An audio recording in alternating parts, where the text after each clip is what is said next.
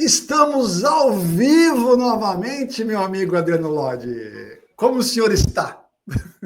Tô bem, Bona. Bom dia, boa tarde, boa noite, dependendo da pessoa que está ao vivo, o pessoal que está assistindo depois. Tô super bem aqui, tô bem feliz com algumas notícias aí que a gente vai trazer aqui para a galera. Olha, fazendo suspense. É. É muito bom, muito bom. Também estou bem feliz ali. A gente está chegando ao final, né, do livro Pipeline Liderança. Um livro que percorreu aí a gente. Cara, eu estava vendo aqui, acho que foram 3 meses, 4 meses, que a gente conduziu leituras, discussões, criamos os grupos do WhatsApp. Então, é um livro que vou levar com muito carinho, porque eu acho que ele criou o nosso clube do livro, que vai continuar, né? Esse é apenas o primeiro livro. E também estou muito feliz como a gente termina, né? Porque a gente está trazendo um convidado aqui, como diria Fausto Silva, de garbo e elegância. Eu acho que Faustão que falava isso. Mas é um convidado de garbo e elegância, né? Então, também estou bem feliz, estou bem feliz. Show, então, vamos em frente, Bona. Sem mais Vamos em delongas, frente, vamos em frente. vamos trazer o convidado e vamos começar aqui Vamos, nosso bate-papo? vamos, mas antes de ser convidado, vamos contar rapidinho a história dele, assim, como é que a gente chegou nele, né? Conte. Até acho que para dar um pouco de entusiasmo para a galera, assim. Eu e o Adriano tava debatendo muito e começamos a refletir o seguinte, cara, mas deve ter alguma empresa que, que pega isso que o livro coloca e implanta nas empresas, né? Deve ter uma empresa que faz isso. E a gente começou a procurar, chegamos na empresa do Leadership, que é a fundadora do livro, tudo mais, e pesquisando o site encontramos um brasileiro, né? E aí vocês sabem que brasileiro se multiplica, né, Adriano? Tá em todo lugar. E aí a gente puxou a ficha do Sérvio, cara, professor da FGV, carreira de consultor, uma pessoa com muito background. E a gente tem a felicidade de trazer aqui ao palco do Clube do Livro Sérvio Túlio Prado Júnior. Bem-vindo ao nosso Clube do Livro da Liderança. Obrigado, Bona. Obrigado, Adriano. Eu tô feliz aí de estar com vocês. Para mim é uma oportunidade de poder falar sobre essa dimensão mais prática, mais concreta do Leadership Pipeline, do conceito do Pipeline. Trabalhar com a LPI faz 10 anos que eu estou com eles. Assim, tem sido, falei para vocês agora há pouco, né, um marco na minha trajetória. Muita coisa mudou mesmo em função da qualidade da metodologia, da qualidade do trabalho que a gente consegue desenvolver. Então, feliz de poder compartilhar com vocês. Que legal, bem-vindo. E acho Obrigado. que a primeira pergunta aqui vai ser um bate-bola, a gente não tem perguntas prontas, a gente tem muito mais curiosidade do que perguntas, eu, Adriano. E a minha primeira curiosidade é: conta um pouco da tua trajetória, como é que você chegou aí no LPI, eu sei que você dá aula na FGV, conta um pouco quem é o Sérvio? Então vamos lá. Eu sempre trabalhei com consultoria e sempre estive na GV. Então eu fiz minha graduação, mestrado, doutorado lá dentro, comecei a dar aula faz 30 anos. Esse ano fez 30 anos que eu dou aula lá. E sempre com trabalhos em consultoria, sempre fiz isso. Mais ou menos uns 15 anos atrás, 10, 15 anos atrás, não, mais 15, 20 anos atrás, começou a bater assim uma certa frustração na gente, eu no meu sócio, tinha um escritório na época, de que a implementação ficava faltando, a gente fazia trabalho em estratégia. Meu foco, comecei em sistemas, comecei dando aula de uma coisa que parecia desenho de fluxo de processo para tecnologia, então eu estive ligado à tecnologia no começo da carreira, era o que eu fazia, depois eu fiz a migração para a estratégia. Então, tinha uma frustração assim na gente, o que acontecia? A gente ia no cliente, fazia os workshops, fazia a facilitação, quando voltava lá, 2, 3 anos depois, as coisas não aconteciam, né?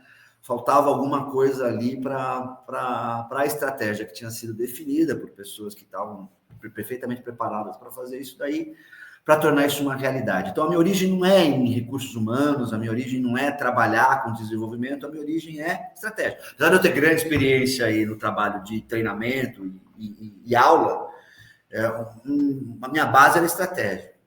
E aí, tinha aquelas...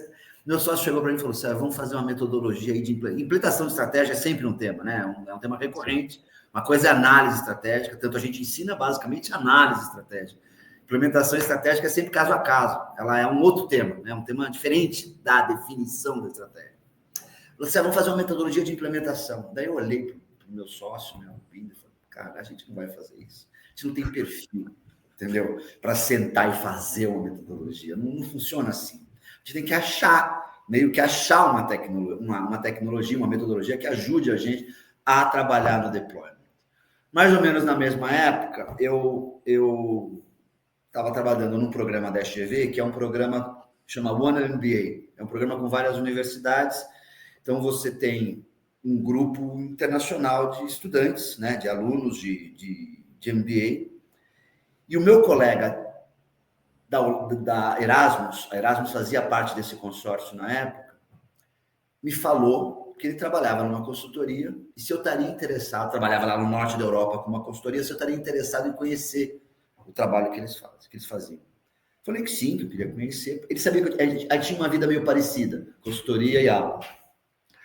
E aí eu falei, não, eu tenho interesse em conhecer. Ele falou, eles estão procurando alguém para fazer o deployment deles no Brasil.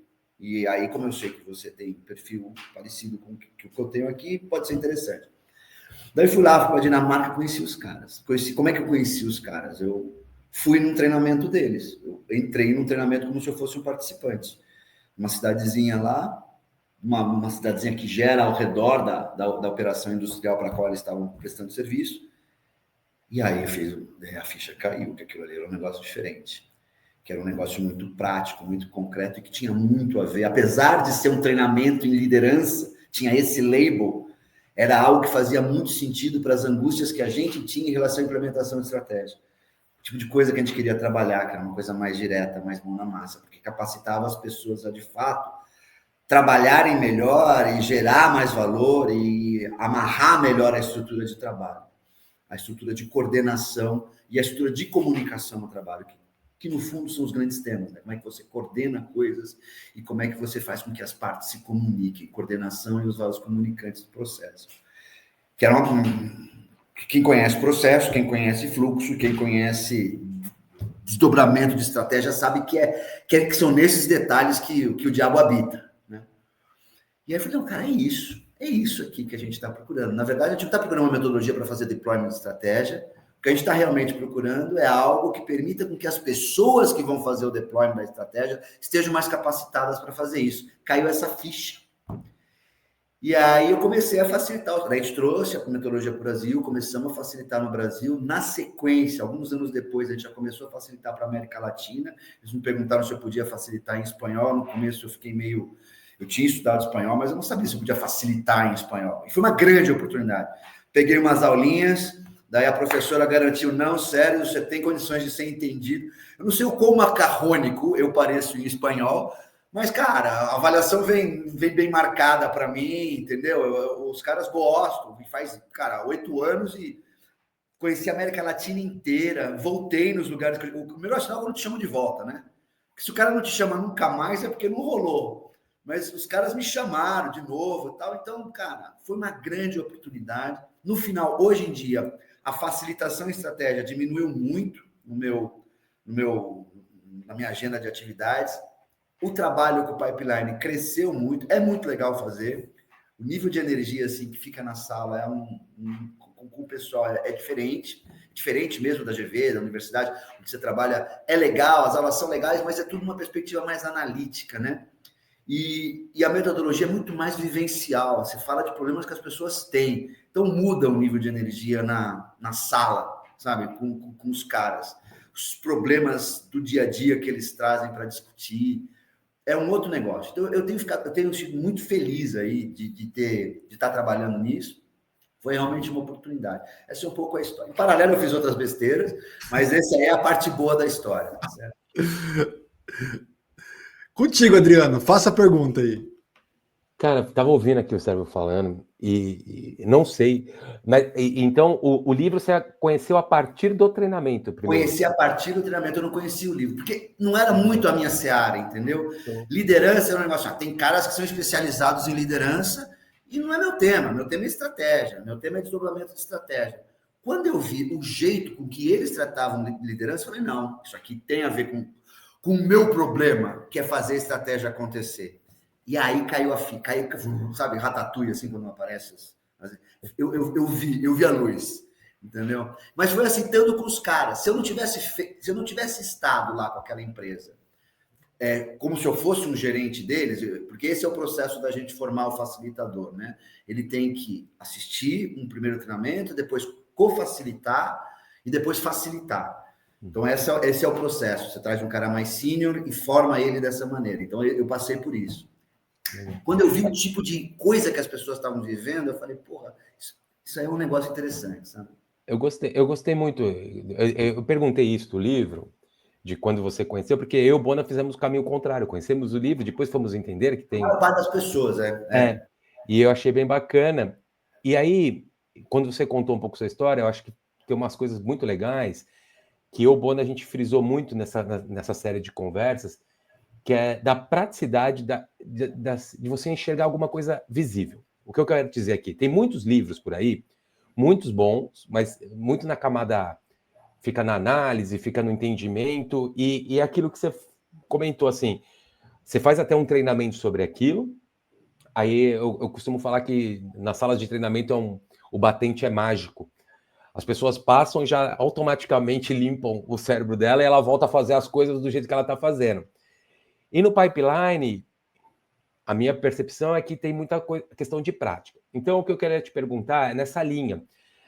Manja quando a gente fala assim, a pessoa fala assim, ô Sérgio, você já assistiu você já leu aquele livro tal? Você fala, não, eu assisti o filme.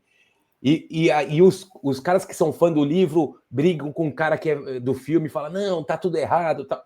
E não tem certo e errado, são dois caminhos. O que eu quero trazer para você é isso.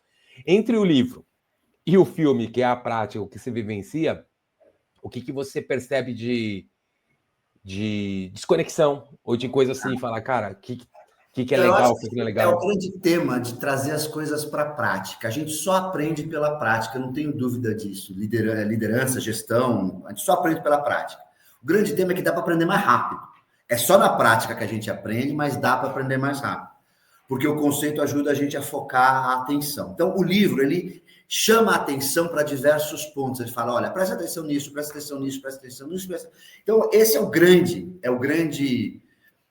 grande alavanca que o livro tem e a grande alavanca da boa teoria, entendeu? A boa teoria, nada mais prático do que uma boa teoria. Por quê? Porque ela te permite aprender mais rápido. Então, eu sou um fã do livro hoje também, apesar de eu ter feito um outro caminho, porque ele define, olha, o que é essencial? Cada nível tem seu próprio conjunto de responsabilidades.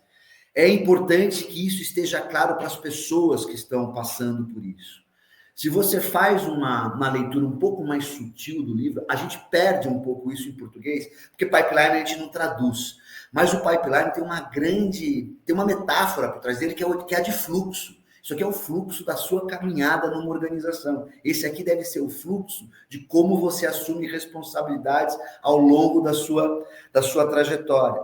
De como você acumula responsabilidades e de como você ganha a capacidade de realização que vem junto com essas responsabilidades. Então, não trata de algo que seja externo à vida das pessoas, é algo que elas passam por aquilo. O ponto é, você pode passar de uma maneira mais atenta por isso, se você tiver, né, com o devido conceito. Essa é a parte do livro. O que aconteceu? A história que eu ouvi num jantar lá em Copenhague. O livro surgiu primeiro. E aí o nosso CEO, Kent Johansen, que é o cara que é coautor agora da versão 2.0, ele estava implementando na empresa dele o livro. Ele era VP na empresa.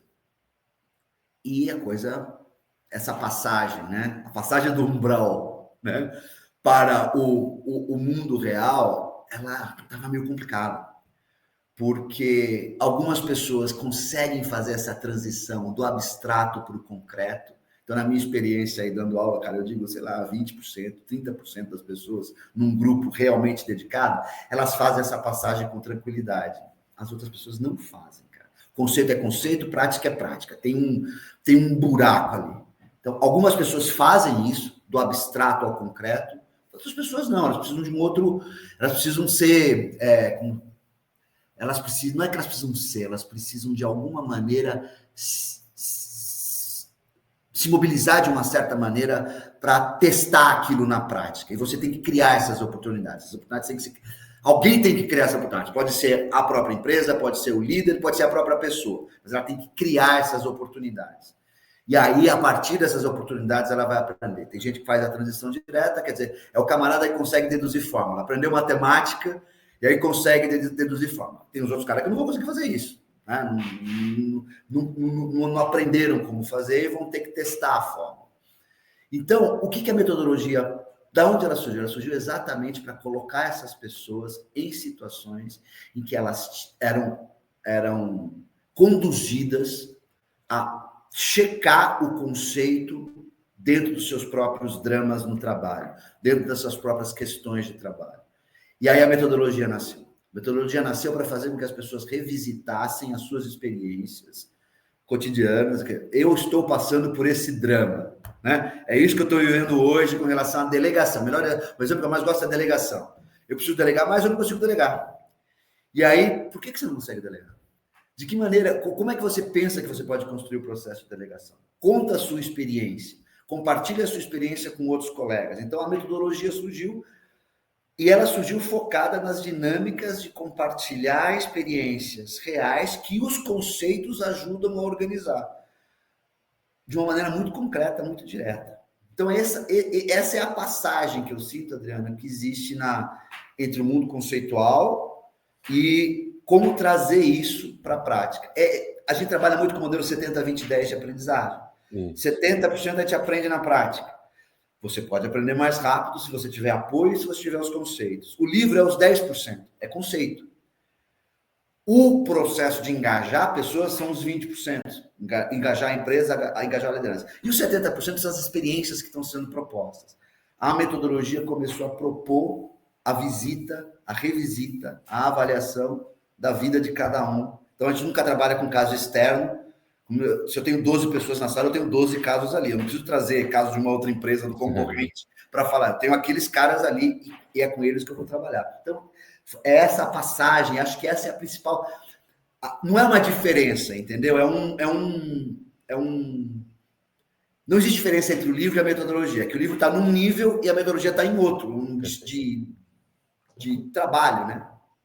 Perfeito, eu gostei muito do que você está falando, e antes de passar a bola aqui para o Bona, eu falo que liderança tem a ver, é um conhecimento procedimental, e os conhecimentos procedimentais é que nem andar de bicicleta, né? Então, você só aprende a andar de bicicleta pedalando. A gente pode ficar aqui vendo vídeos, lendo livros sobre bicicleta, acho que é isso que a gente está falando, só que precisa subir na bicicleta, pedalar, cair, desequilibrar, receber ajuda, ralar um joelho, e praticar. Eu acho que ficou muito claro para mim isso. O último ponto que eu gostei muito que você falou, eu vou fazer um gancho aqui, que você falou da realização. Eu sinto muitos líderes, que a gente trabalha aqui em mentoria, que às vezes o cara chega sem esse sentimento de realização. Ele tinha um sentimento de realização na carreira técnica dele muito grande, de completude, de ver começo, meio e fim. E os líderes, eles sentem falta disso na liderança por faltar ferramenta, faltar método, esse tipo de coisa. Eu acho que você trouxe aqui, eu achei brilhante isso aqui. Bonar, contigo, mano. Eu gostei muito, vou levar para mim essa parte de tem pessoas que ficam muito mais no estratégico e tem pessoas que ficam mais no prático, né? Eu não tinha essa percepção e tudo bem, né? Cada um tem uma posição, né, diferente. E Sérgio, eu queria ir na linha da Adriana assim, legal, quero aprender a andar de bicicleta. Como é que é o método, assim? Como é que... Você falou do método, né? Explica um pouco, logicamente, não precisa entrar em detalhes, mas em visão geral, como é que é o método? Porque aí vem as perguntas que a gente quer fazer de o que você viu aí durante a implantação desse método. Mas acho que minha primeira pergunta é essa. Como é que é o método? Beleza. Só pegando a ideia da Adriana. Adriana, eu gosto mais do exemplo de aprender a nadar. Você tem que aprender a nadar nadando. Por que eu gosto desse exemplo? Dá para aprender. Você pode jogar o cara na piscina e talvez ele aprenda a nadar, talvez ele se afogue, né? Então, a história do método é um pouco, vai nessa direção da pergunta do Bona. Olha, o método ajuda o cara a não se afogar. Ele vai poder se reduz o número de mortes de pessoas aprendendo a nadar, quando você tem um método. Então, uma das coisas que acontece é você queimar um profissional que era bom tecnicamente, você coloca ele numa posição de liderança e você perde aquela frase famosa, perde o técnico e não ganha o gerente, né? Exato, você queimou o cara se afogou no caminho, porque não houve um método que o suportasse no processo. Então, como é que funciona o método? O método tem 3 elementos centrais. Os nossos programas se chamam Programa de Transição e Liderança. Transição é exatamente aquele desafio que o cara faz em mudar o foco da atenção dele. Por que ele se sente frustrado? Porque ele, na verdade, não percebe o valor do que ele está fazendo. Ele não consegue identificar onde está o valor. Eu lembro que mais de 30 anos atrás, 30 anos atrás, cerca disso, final dos anos 90, eu estava começando a facilitar uma companhia elétrica de distribuição de energia. E aí eu perguntei, o que faz um bom líder? O que faz um bom gestor? Né? É uma turma só de engenheiros. Os caras ficaram olhando para mim assim. E sabe aquela pergunta que fica, o que faz um bom gestor? O que faz um líder? O que fazem os líderes de vocês? Os caras simplesmente não tinham ideia nenhuma do que fazia um líder. Para eles era um cara só que atrapalhava o caminho deles. Trabalhava o próprio trabalho. Não tinha uma percepção do que é o trabalho do líder. Então, o primeiro ponto nesses programas de transição é exatamente essa percepção do que faz o líder, do que é esperado dele, aonde eu devo focar a minha atenção. É o que a gente chama na antologia de valor de trabalho. O que é valor de trabalho? Não é um valor moral, não é o valor da empresa, é que valor tem o trabalho que eu faço. Como é que eu estou adicionando?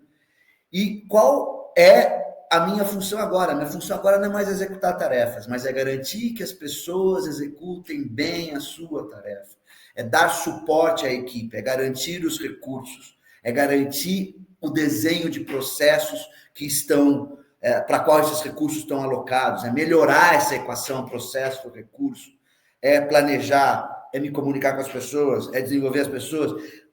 A frustração vem de eu não saber o que eu tenho para fazer. E muitas vezes eu até estou fazendo, porque as pessoas aprendem a liderar, mas elas não aprendem a, inclusive, desfrutar dos resultados do próprio trabalho. Então, a questão do reconhecimento não é só o reconhecimento do trabalho do outro, mas é o reconhecimento do trabalho próprio como líder. Que nesse começo, principalmente no começo da transição, eu trabalhava muito bem, eu sabia exatamente como era fazer bem as coisas, e agora eu não sei que coisa sequer eu estou fazendo. Como é que eu vou saber se eu estou fazendo bem ou não? Então, a ideia do pipeline envolve não só o indivíduo que está passando pela transição, mas também quem está ao redor dele, porque uma das coisas que o líder desse indivíduo deveria fazer, se ele também tivesse acesso ao método ou à informação, é que o líder do líder tem que dar suporte ao cara que está começando, porque a gente aprende um dos outros. Mas se um aprendeu se virando e tem o conceito que empurra na piscina ele se vira, alguns vão morrer afogados, e outros não, o que aprender a nadar é o sobrevivente, é uma lógica darwinista que queima recursos, entendeu? Queima recursos no processo. Você pode fazer a coisa de um jeito mais inteligente, mais suave, com menos estresse, mais luz e menos calor. Então, a primeira coisa é essa, o reconhecimento do que é que eu tenho para fazer. E aí, como é que a metodologia trabalha? Uma maneira muito prática, ela diz para as pessoas o que elas têm que fazer, o que é esperado de você como líder de outros. Não é mais tarefa.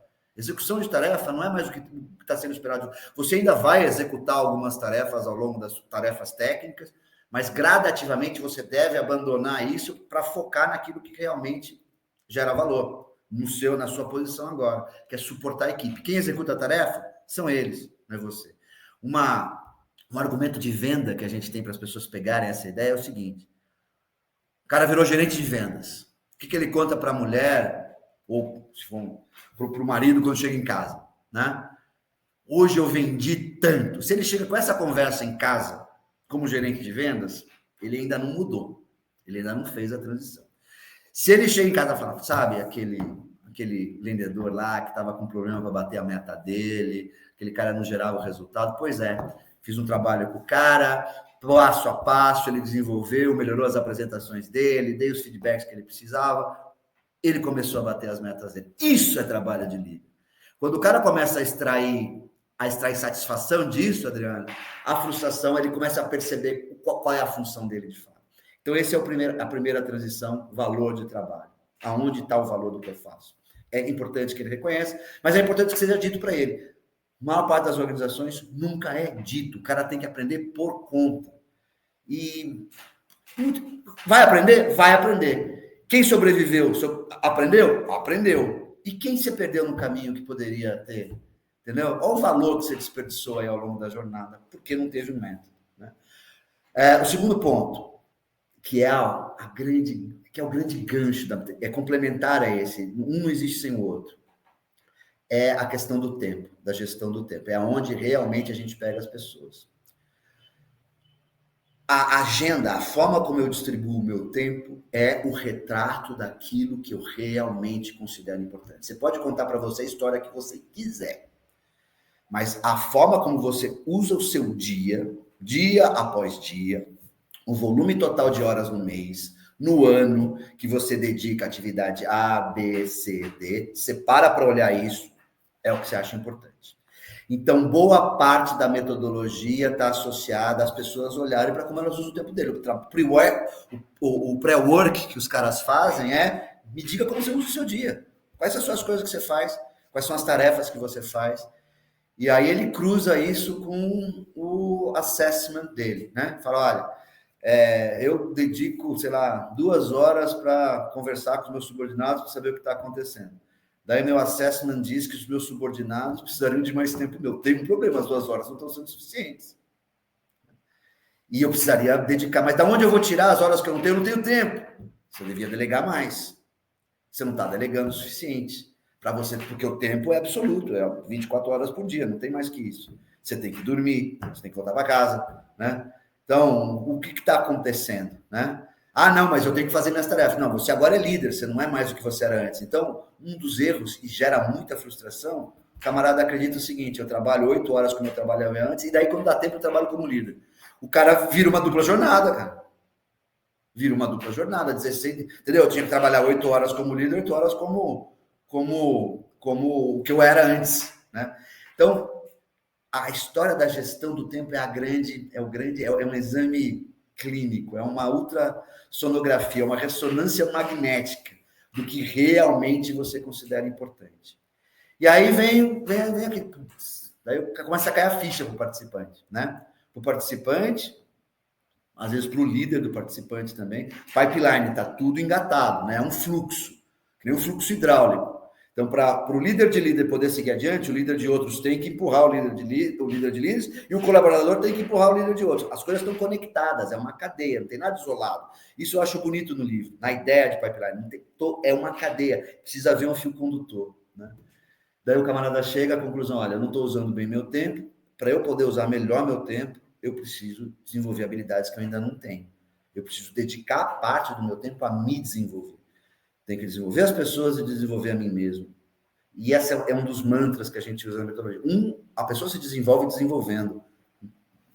Não há como não ser assim. O líder, como líder, se desenvolve. Eu me desenvolvo como líder desenvolvendo outras pessoas. O líder de outros desenvolve a própria equipe. O líder de líder desenvolve outros líderes. As coisas estão encadeadas, né?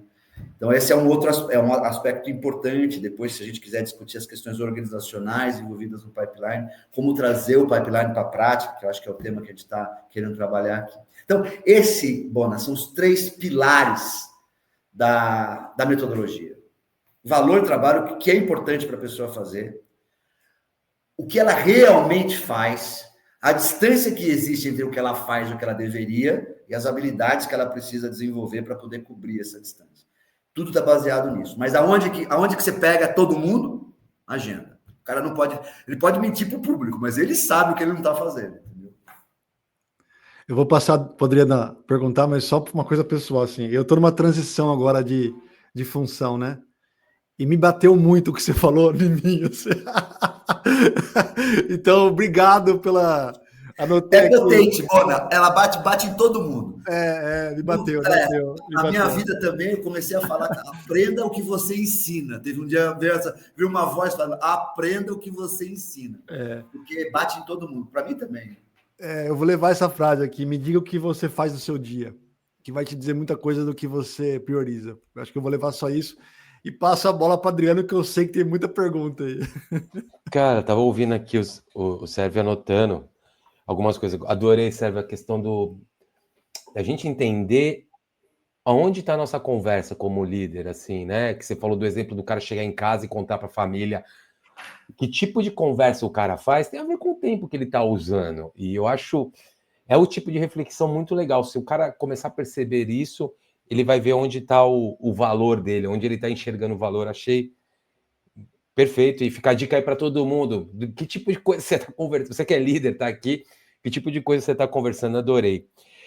Ô Sérgio, você comentou aqui dos valores, da gestão do tempo, das habilidades específicas de cada nível, que tem a ver com acho que talvez a grande tríade aqui do pipeline de cada nível, né?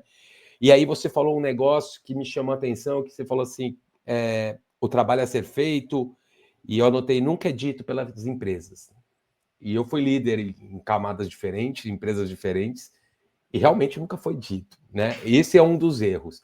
Eu queria que você me tem esse, e quais mais você enxerga, no que você passou por aí, que são os grandes erros, assim, que o líder, o líder ele vai errar, porque ele está aprendendo a nadar e ele vai errar. Mas esse suporte que a gente está falando de entregar para esse líder, um desses é que nunca foi dito, que mais? Ou que coisas graves você enxergou por onde você passou? Então, o que eu sinto assim, eu tenho... Onde o pipeline funciona melhor, né? Ele sempre funciona. Assim, num bate-papo você já tem insights. Então, ele é uma caixa de ferramentas poderosa. Então, mesmo para um camarada que está numa empresa muito complicada, o pipeline vai ajudar. Agora, então, estou falando aí sobre a perspectiva. Por isso que eu gosto muito da metodologia. Não importa onde eu esteja, eu sei que aquilo vai ser útil para aquelas pessoas. Mas existem empresas que aproveitam melhor o pipeline que outras. Tá certo? Quem aproveita bem o pipeline? Quem usa o pipeline para processos de mudança maiores. Então, o pipeline não é uma... Eu não acredito que ele seja uma compra de prateleira. Eu vou lá e vou comprar tantas horas desse curso. Ela não é uma... Nem sei se as pessoas compram mais curso assim, tipo Excel, né? Você vai lá e compra. Talvez façam coisas online, você compra algumas horas. Eu não sei direito como é que as pessoas compram esse tipo de coisa. Mas não é assim que você compra. Não é assim que se eu tivesse do lado do cliente, eu não compraria assim o pipeline.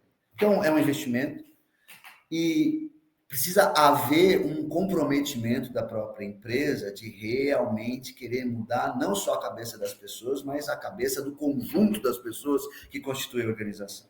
Então, se o líder do líder não se vê como responsável pela formação do subordinado dele, que também é líder, as coisas começam a ficar mais difíceis, o cara fica isolado.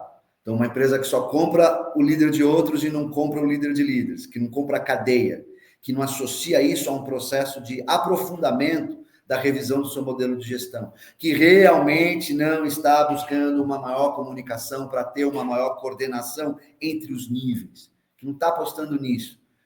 Vai ser útil para o participante? Vai ser útil para o participante, mas ele está muito isolado. A maior alavanca que o pipeline tem é quando os níveis começam a se conversar num nível mais profundo, começam a usar as mesmas ferramentas e a debater as mesmas ferramentas. O essencial do curso não é o essencial do curso, o essencial da metodologia não é o conceito, mas é a conversa que surge do conceito. Então, essa semana eu estava facilitando uma moça lá na Argentina, era um retorno ao programa. Eu falo, não, daí eu pergunto para ela, eu sempre pergunto para os participantes, o que eles implementaram, o que já está implementado. Essa é uma pergunta desses follow-ups que a gente faz. E ela começou a falar. E ela começou a falar de um dos temas lá, dos conceitos, mas ela começou a contar a experiência dela. Eram tantas outras dimensões que existiam, um conceito que é simples. Por que ela começou a explorar essas dimensões? Porque ela começou a andar de bicicleta, porque ela começou a nadar. E aí, líder e subordinado, eles se engajam numa conversa, numa negociação que é muito mais profunda. Então, eu começo... E aí vem um impacto para a estratégia, que é a minha origem aí, né? Quando eu começo a conversar com vocês, que são a minha equipe, e a gente começa a fazer essa conversa de uma maneira mais transparente, mais franca e focada nos aspectos técnicos, muito valor surge. É aí que a gente começa a detectar os erros, é aí que a gente começa a detectar as oportunidades, é aí que a gente começa a crescer estrategicamente dentro da companhia, porque a gente identifica os pontos de captura de valor na cadeia, mas é a partir de um aprofundamento na conversação.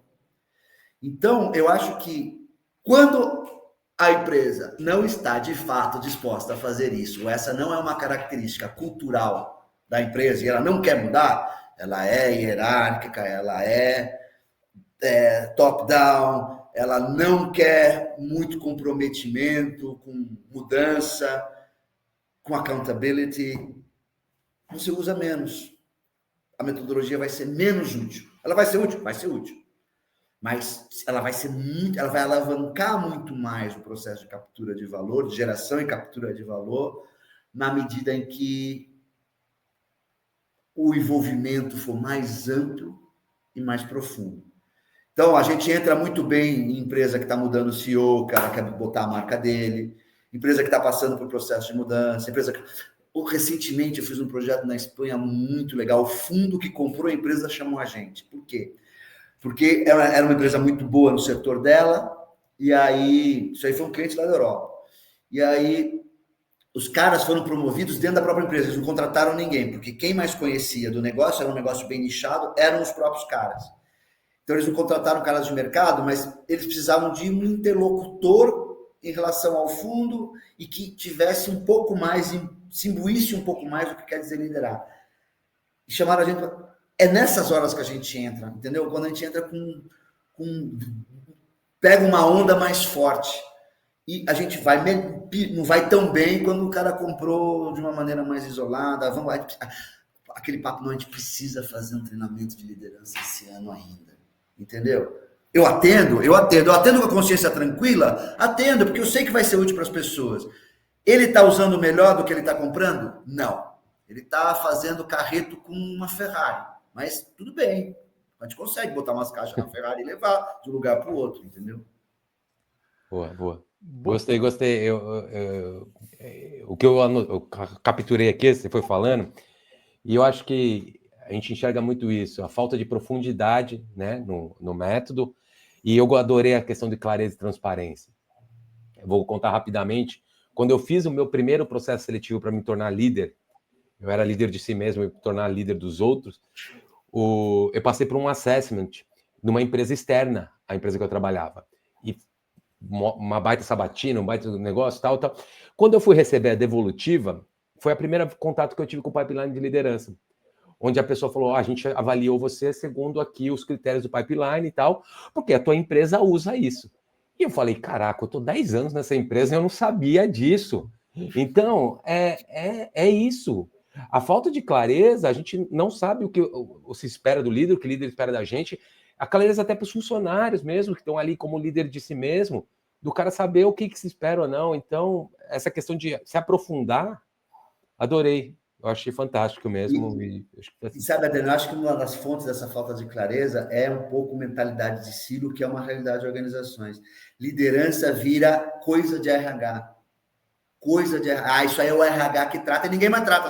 Quer dizer, é uma loucura completa. Sim. Né? Porque tudo é RH, cara. Assim, RH é um suporte que você tem, te dá uma visão estratégica do que você deve, mas ele é uma área suporte. Quem é o gestor de RH é o sargento que está lá, cara. Entendeu? É quem está na linha de frente, é ali naquela hora que você está gerenciando pessoas. Isso é um problema que a RH vai resolver. Liderança não é um problema que a RH vai resolver, é um problema que o líder tem. Né? É ele que vai resolver. E a RH te ajuda, né? É que nem você precisa ter rações para os caras que estão no front. Suprimentos vai te ajudar, mas quem vai comer é o cara que está lá na frente, né? Vou até passar aqui para o Bona, porque o Bona é o cara do RH, ele deve ter gostado do que você falou. Não. Você sabe que... liderança, cara. Tudo são pessoas, não tem nada que não seja. Né? Você sabe quando... Agora eu vou falar uma coisa que eu não te falei, Sérgio. Quando eu te procurei assim para conversar, e na minha cabeça ia chegar um cara todo certinho, assim, engomadinho, professor de Harvard, cheio de teorias, né? E a magia de conhecer você foi quebrar isso em 2 segundos, assim, pela tua energia, pelo jeito que você fala e tudo mais. E aí eu lembro que você comentou que você tinha 2 frustrações, assim. A primeira frustração que você teve é que você, numa empresa, a parte estratégica, fazia um ótimo trabalho, depois chegava depois de 2 anos, e aí, implantaram? Não implantaram. E aí, através do livro e da metodologia, você conseguiu se sentir mais o seu propósito. Essa foi a primeira parte. Mas a minha pergunta vem na segunda frustração. Você falou assim, Bona, e você percebeu, Adriano, os exemplos são do Chile, Peru, México. Agora, cadê o Brasil? Então, cadê os casos do Brasil? Então, o Brasil, eu tenho dificuldades em Copenhague em explicar isso, cara. Quando eu chego lá e falo assim, isso aqui, dia 24 agora, a gente faz as prestações de contas, né? Accountability, né? E aí eu falo lá o que eu vendi, né? O que eu não vendi na minha relação. Cara, eu tenho dificuldade em vender no Brasil. Tem algo que aconteceu no Brasil, assim, né? Para vender o pipeline aqui.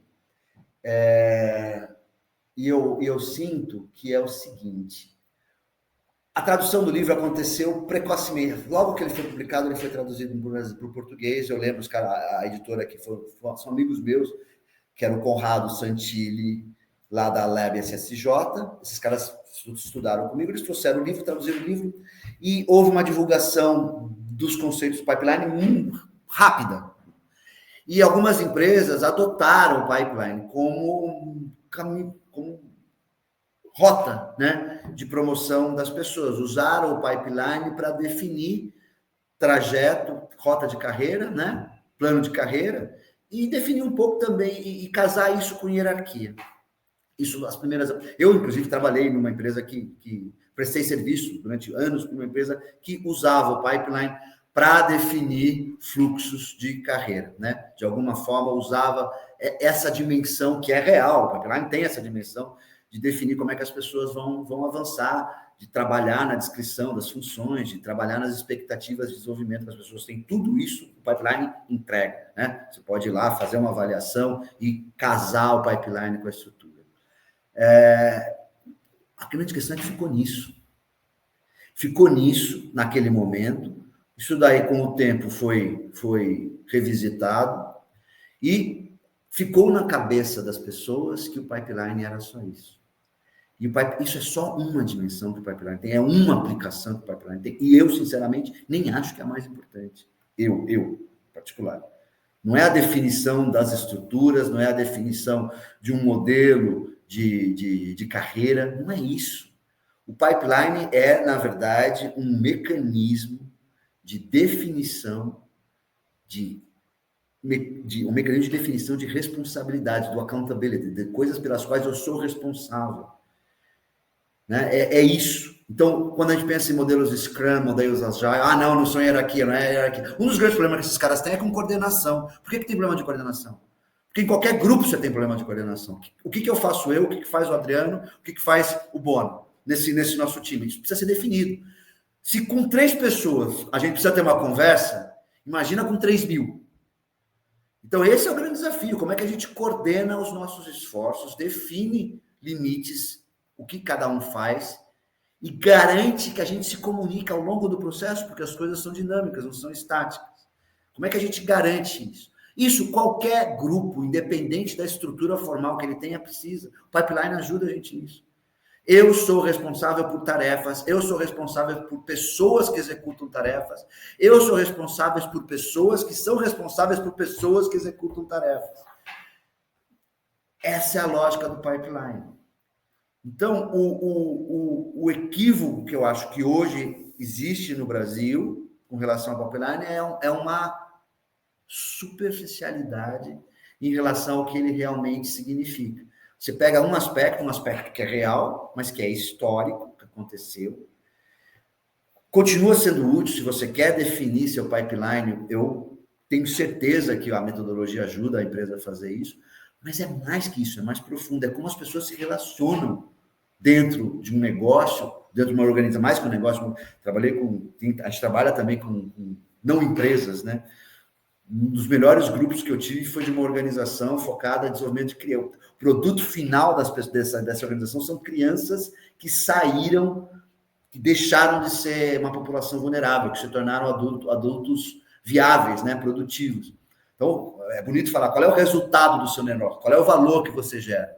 Uma criança que nasceu numa condição de vulnerabilidade e que hoje trabalha, tem sua própria renda, caminha pelas próprias pernas, não precisa de ninguém, não precisa a não ser de si mesmo, ela conseguiu se desenvolver. E eles ajudam comunidades nisso. Então, é um resultado. Agora, independente de não precisar gerar lucro, esses caras precisam coordenar esforços, precisam se comunicar. Eles não precisam gerar lucro, mas eles precisam maximizar o uso de recursos, que é o que a gente precisa sempre, porque a gente vive num mundo de recursos que precisam ser otimizados. Como é que a gente faz isso? Conversando, se entendendo. de uma maneira focada. Não é falar sobre futebol. Quer dizer, um dos grandes pontos sobre comunicação, e que a metodologia eu acredito que ajuda a gente, é como é que eu torno a minha comunicação mais efetiva. Ela é bidirecional, ela gera mais luz do que calor, ninguém se agride, mas o resultado tem que ser gerado. É aí que eu acho que o pipeline faz a grande mudança. Então, a minha dificuldade no Brasil, Bona, tem sido romper essa... não, isso a gente já viu. É romper uma superficialidade. Qual é a nova moda? Que também tem muito a ver com o que o Adriano está falando sobre falta de transparência. Muitas vezes as pessoas querem a última moda porque elas têm que apresentar a última moda. Porque é a última moda que vai alavancar a minha carreira. Então, eu tenho que estar falando sobre isso. Esse é o tema. E isso é recorrente. E aí trabalha sempre na superficialidade. Então, o pipeline continua atual. Ele continua atual pelas mesmas razões que ele foi importante lá atrás. Ele sofreu uma repaginação agora, em função das demandas que a gente fazia. É preciso deixar explícito no livro que nós não tratamos de hierarquia, nós tratamos de accountability, que é uma outra coisa. De fazer as pessoas assumirem responsabilidade, e na medida que assumem maior responsabilidade, aumenta a sua capacidade de realização, porque aprofundam a qualidade das discussões técnicas que elas estão tendo no dia a dia de trabalho. Elas melhoram nesse processo. Discussões técnicas, sessões focadas na geração e captura de valor. Então, eu sinto que esse é o grande ponto. Estava conversando um pouco com o Adriano, vai na direção daquele que estava conversando, né, Adriano? Das questões do pipeline. Sim, eu e o Bona, a gente conversa muito, e quando aparece a pessoa para fazer a mentoria individual com a gente conta que a gente segue como linha mestre o pipeline. E tem uma galera que torce um pouco o nariz nessa objeção que nem você está falando. Não, Adriano, mas eu trabalho num modelo ágil. Não, mas a minha empresa é Scrum e tal. E eu acho que você falou um negócio de responsabilização que é muito importante. O trabalho a ser feito. Não interessa o formato que você trabalha, aquele trabalho precisa ser feito para o CNPJ, para a empresa. A empresa precisa que aquele trabalho seja executado. Se nós três aqui estamos no modelo e alguém não está fazendo, esse trabalho está solto. E a gente está aí desprotegido ou não está fazendo o que a gente deveria fazer. Então, acho que foi legal que você falou. Os últimos capítulos do livro, agora a versão 3.0, você comentou até que vocês fizeram o pedido. Ele aborda isso. Então, galera que está aí com dúvida, alguma coisa, e a gente já deixa sempre o convite para o pessoal ler, seguir a gente, ver aqui sobre o livro.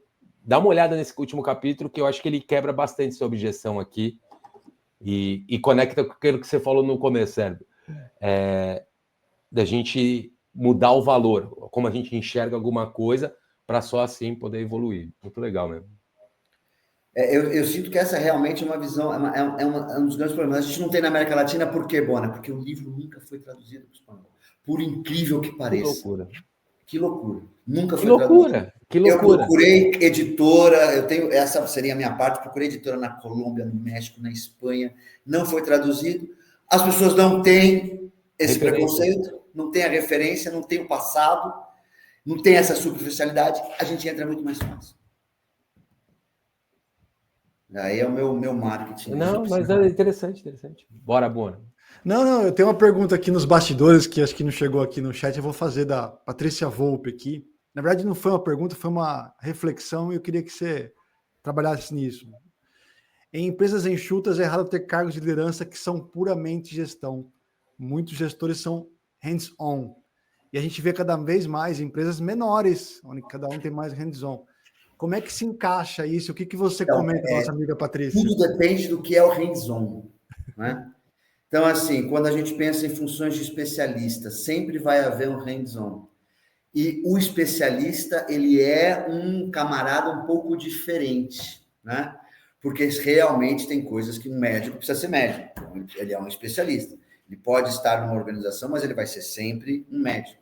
Um analista, alguém que está focado em atividades técnicas, um advogado. Ele sempre... Se o hands-on é um trabalho técnico, certamente a gente está falando de elementos que são elementos que estariam associados ao pipeline de especialistas, é o que a gente trabalha também, é um pouco diferente da função normal de alguém que tem que executar tarefa. Agora, um outro ponto, né? De um líder que é responsável por uma equipe e que executa tarefas. Quais tarefas ele executa exatamente, né? Qual é a criticidade dessas tarefas? Ele executa essas tarefas porque eu ainda não tenho uma pessoa formada para fazer essa tarefa, então eu tenho que realizá-la. Então, veja, em quanto tempo você vai poder formar essa pessoa? Eu executo essa tarefa porque eu sou o cirurgião-chefe, só eu tenho essa capacidade, e vai levar 14 anos para uma pessoa receber essa capacidade. Então, tudo bem, você vai ter que fazer isso daí. E você tem que ter ciência que uma parte do seu tempo vai estar dedicada à execução dela, porque isso daí é necessário. A vida real, ela é complicada. Então, qual é o tipo de tarefa que, de fato, está sendo executada pela pessoa? Qual é a necessidade dela continuar fazendo isso daí? Se é uma tarefa repetitiva, se é uma tarefa que agrega pouco valor, se é uma tarefa que ela poderia ter delegado a alguém, que para quem aquela tarefa seria uma oportunidade, inclusive, de desenvolvimento, o que está acontecendo com o tempo da pessoa que não está delegando? Ela segue fazendo uma coisa que ela já sabe fazer, ela está deixando de aprender coisas novas, ela está deixando de evoluir no escopo de trabalho dela, e alguém não está se desenvolvendo exatamente porque eu não estou delegando. Então, eu concordo com a Patrícia, né? Eu concordo com a Patrícia que a gente executa coisas. Eu concordo. Que coisa? A grande questão é qual é a minha reflexão sobre as coisas que eu estou executando. Qual é a real necessidade que eu tenho de executar? Eu estou executando porque alguém me disse que eu tenho que executar, e aí eu vou dedicar meu tempo a essas porque foi dito isso, e eu não vou negociar isso de alguma maneira. As tarefas que eu estou executando e que eu não deveria mais estar executando estão consumindo o meu tempo. O problema não é o que eu faço, é o que eu deixo de fazer, porque eu estou fazendo coisas que eu não deveria mais. Essa é a matemática que às vezes as pessoas não pegam. Ah, mas eu faço muito bem, eu faço mais rápido que qualquer um. Você faz mais rápido no ponto, mas na linha, se você somar todas as vezes que você está fazendo aquilo e as coisas que você não consegue fazer porque você não tem tempo, você vai ver que tem alguma coisa errada, tem um mismatch.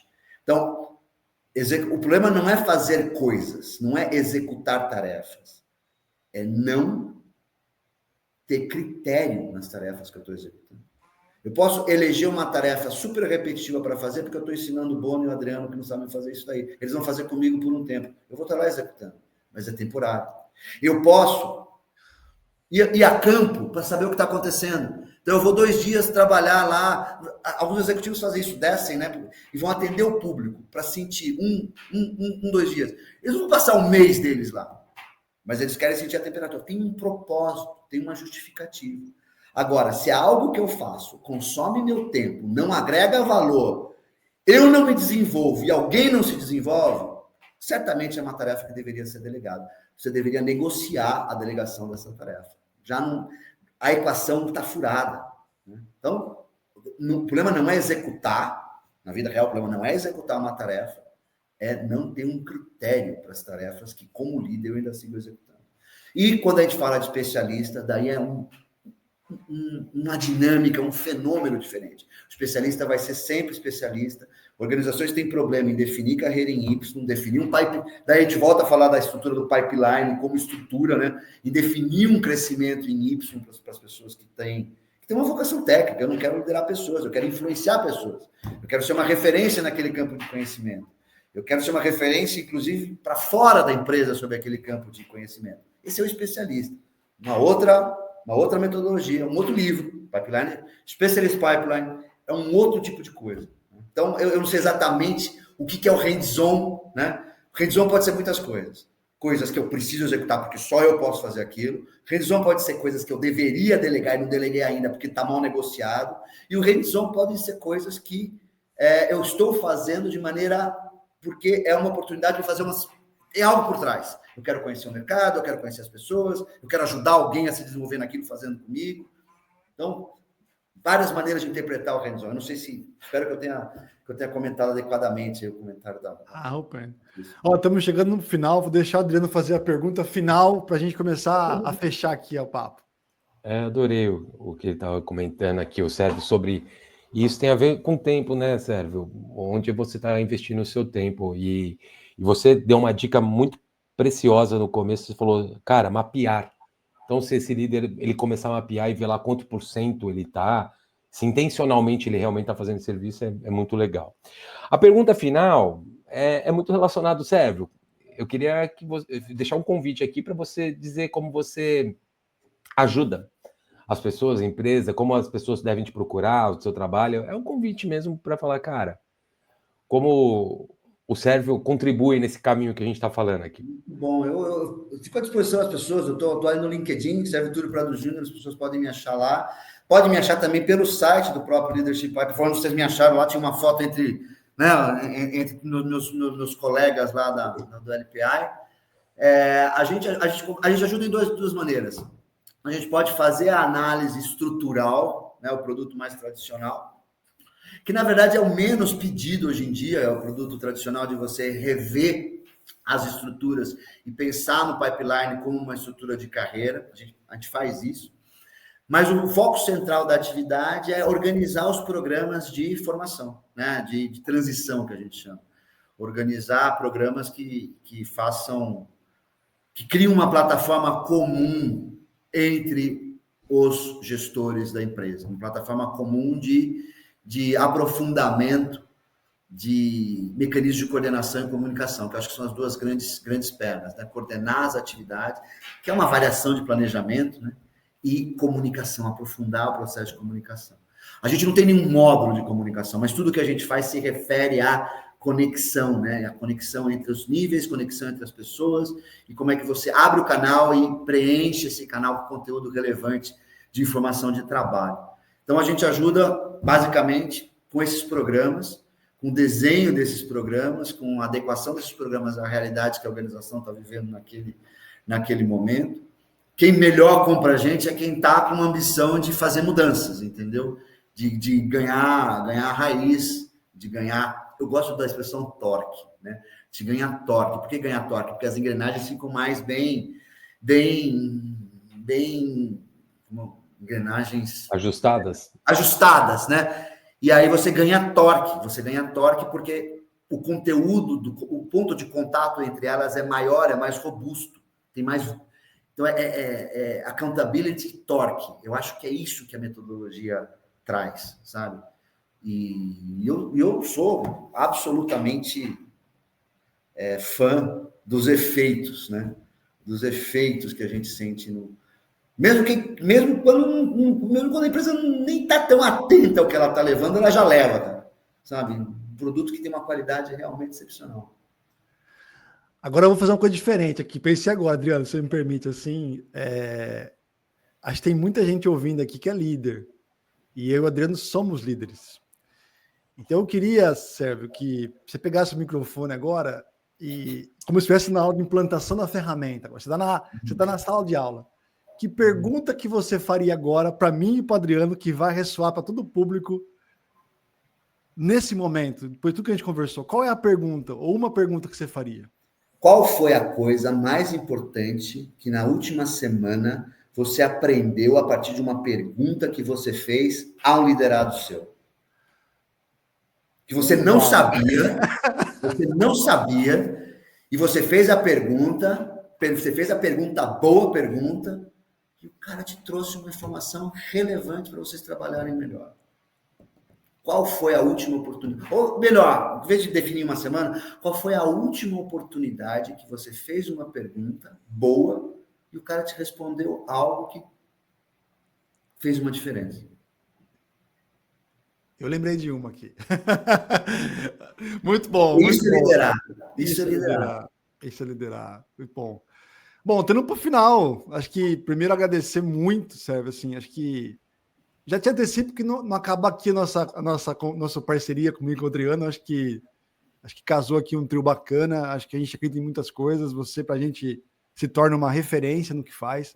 Não só pelo que faz, mas pelo jeito que faz, porque você passa um amor, uma paixão pelo que faz. Você não para de se mexer, assim, eu gosto disso. Então... Eu espero não deixar ninguém todo, eu fico meio enjoado quando mexe. Cara, mas eu acho que é isso. Adorei te conhecer.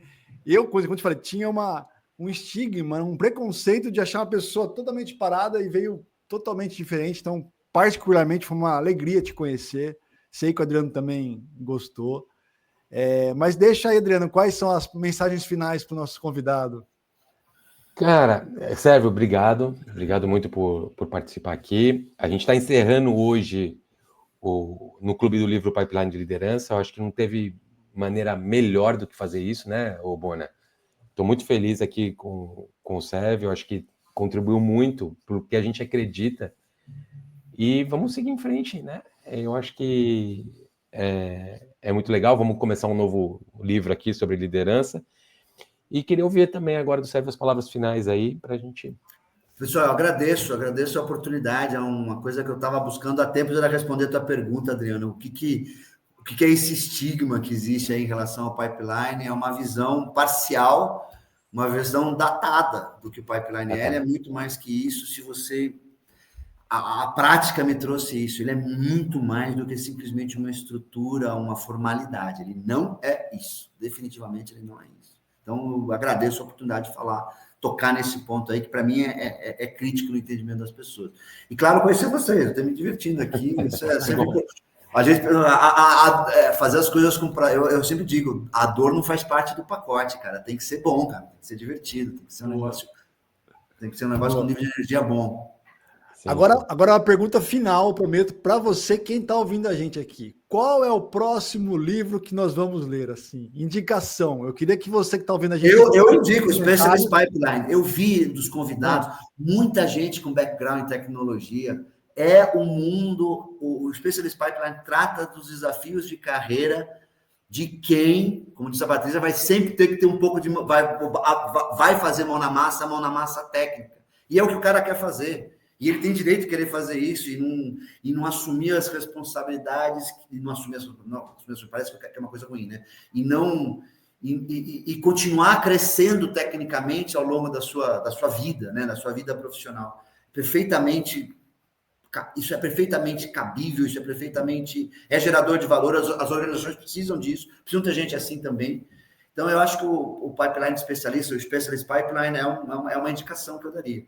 Livro que tem a lógica do pipeline aplicada ao conhecimento e não às operações, aos processos gerenciais de uma empresa. Então, é um outro tipo de liderança, a liderança técnica, né? A liderança feita no conhecimento. Então, minha sugestão. Show. Baita sugestão. Agora estamos com um problema, senhor Adriano. Como é que eu vou escolher? Como é que... Então, daí é com vocês. Eu espero ter criado um bom problema. Mas, novamente, obrigado, Sérvio. Obrigado, Adriano. Obrigado a você que acompanhou a gente ali. Dá um like, comenta, compartilha. O Clube do Livro continua com outros livros. Ainda estamos escolhendo qual. Entrou agora. Acabou de entrar um que priorizou aqui na minha cabeça. E é isso, pessoal. Obrigado. E siga a gente no LinkedIn, no YouTube, no LinkedIn, tudo mais. Pessoal. Um beijo, Obrigado, abraço. Obrigado a todo mundo aí que assistiu a gente também. Tchau. Obrigado.